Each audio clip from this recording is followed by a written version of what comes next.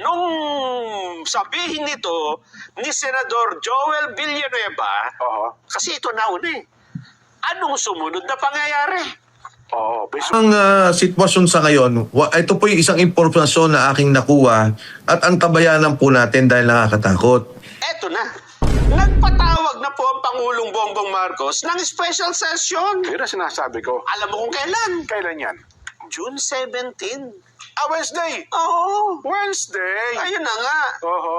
At ano naman ang pag-uusapan nila? Anong ka-special na pag-uusapan? Ang mga nandito daw, dapat yung mga nabinbing panukala, gaya ng social protection, edukasyon, kalusugan, at iba bang tulong, ay maipasa, lalo na sa kalamidad sa Mindanao.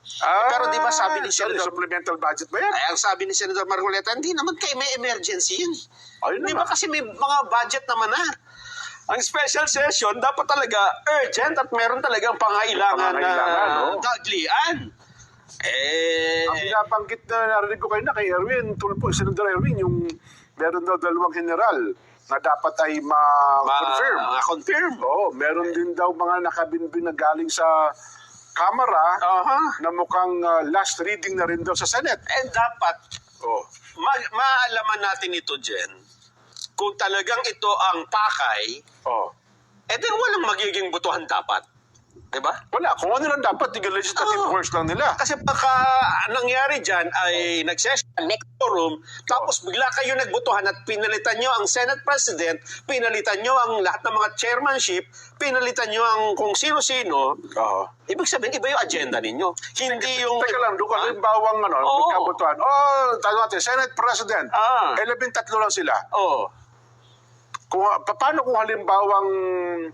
Kasi sabi ni Cheese at saka Senador Joel, hindi naman sila lilipat sa Gatchalian Group. So, 11 halimbawa ang bumoto ng pabor kay Wing Gatchalian at hindi naman bumoto ng pabor Cheese Cordero at saka Cheese Cordero at saka Joel Villanueva. Magkakaroon ba ng Senate President na bago? Magtatalo sila dun. Pero, wait muna, ha? Debate po. Kasi hindi natin alam kung ano talagang gagawin nung dalawa doon, di ba? Ito po ang sitwasyon sa ngayon. Ito po yung isang impormasyon na aking nakuha at antabayanan po natin dahil nakakatakot. Ang balita ko, magpapatawag sila ng special session. Itong special session na to, supposedly, para dun sa problema sa Mindanao. Una, upo sa lahat, hindi na po yan kailangan. Dahil meron na pong sapat na pondo para ayusin at tulungan kung ano man ang napinsala doon sa Mindanao. Hindi na kailangan na magkaroon ng deklarasyon ng Kongreso at hindi na rin kailangan magkaroon ng supplemental budget. Pero pag sila po'y nagka-special session, ang una nilang gagawin ay ipipilit nila ang pagbabago ng liderato ng Senado. Ipipilit nila na yung 12 ay pwede na. Kasi ano pong ibig kong sabihin? Kung naalala niyo yung Avellino versus etong Cuenco na kaso, noong una silang magdebate, 22 sila sa loob ng Senado. Nag-walk out yung kabila, yung 10. Pero yun po yung majority noong panahong yon. So ang sabi nitong 12, kami na ang majority. 11 po ata sila, pero yung tama, 12. Ngayon, ang gusto nilang palabasin dito, pag nagpatawag sila, darating lahat ng senador. So siyempre yung isa nakakulong, Senator Jinggoy Estrada, yung isa ay nagtatago, si Senator Bato de la Rosa.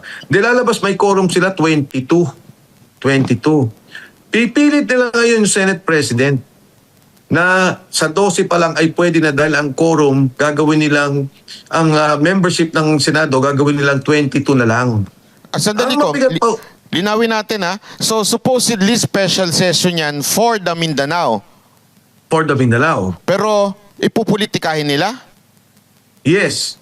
Yan po ang balitang nakuha natin. Ngayon, pagka po nangyari yung 22, di ba? Ang naging batayan nila, papalitan nila yung Senate leadership. Ang pangalawa nilang gagawin ay aarestuin ang mga senador na may mga kaso. Kasama na po dyan kami ni Senator Marcoleta. Kasi plunder yung kaso, ikukulong din si Senator Marcoleta. Pag napababa nila sa 18, ang membership ng Senado. Kasi 18 na lang ang pwedeng pumasok. Nakakulong na si Bongo, nakakulong si Joel Villanueva, nakakulong si Marcoleta, balita ko rin si Robin Padilla, ikukulong din nila.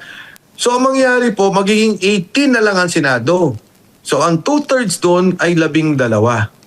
So kung, So I'm sorry Kong.